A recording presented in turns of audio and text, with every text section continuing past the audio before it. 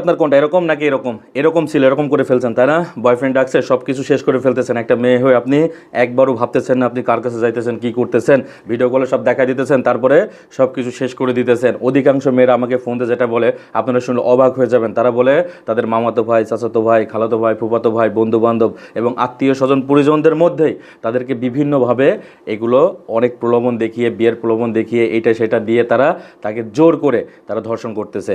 এবং তারা বলে স্যার আমার নিজস্ব লোক, আমার নিজের আত্মীয় পরিজন, আমি কিভাবে তাদেরকে এইভাবে পুলিশে মামলা করতে পারি বা আমি মানুষকে বলতে পারি, আমার তো মানিজ্য শেষ, আমার সামনে বিবাহ হবে না। অধিকাংশ মেয়েরা আমাকে ফোন দিয়ে বলে আমার কাছে শত শত প্রুফ আছে, আপনারা বিশ্বাস করেন, সাবধান হয়ে যান। এই সকল মেয়েদের বলবো যারা আপনাকে বিভিন্ন রকম সোলচাতুরি দেখিয়ে আপনাকে কাছে ডাকার চেষ্টা করবে, অবশ্যই আপনি এদের মুখোশ উন্মোচন করে দিবেন, না হলে আপনার সামনের দিনগুলো কখনোই সুন্দর হবে না। ওই দিন একটা মেয়ে বলতে স্যার আমার বিবাহের পর আমার হাজব্যান্ড যখন লুজ পাইছে তখন কনস্টেবল উপরে হাত দিয়ে বলছে বল এটা তুই ঠিক রাখছিস কিনা। তখন আমি কি বলবো বলেন স্যার, আমি আপনি কি বলছেন, বলতে স্যার আমি বলছি ঠিক আছে। এখন মিথ্যা কথা না বলে তার সংসার বাঁচতেছে না, কথা বোঝেন না? তাহলে আপনি বিয়ের আগেই সব শেষ করে ফেলতেছেন, একটা ছেলেকে এত বোকা মনে করেন?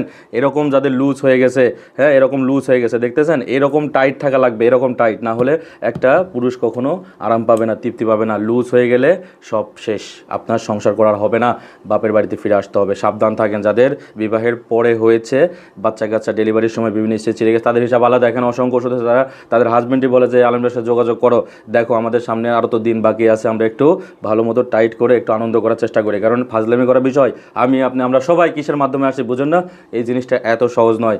আমাদের অবশ্যই সচেতন হতে হবে। যারা বিবাহের পূর্বে এরকম করে ফেলছেন, এরকম না করে বাসর করে ঢুকেন না। আমি বললাম কপালে কিন্তু অনেক বিপদ আছে, কারণ এখনকার ছেলেরা খুবই চালাক, সবাই সব কিছুই বুঝতে পারছে এখন। আসসালামু আলাইকুম ওয়া রাহমাতুল্লাহি ওয়া বারাকাতুহু।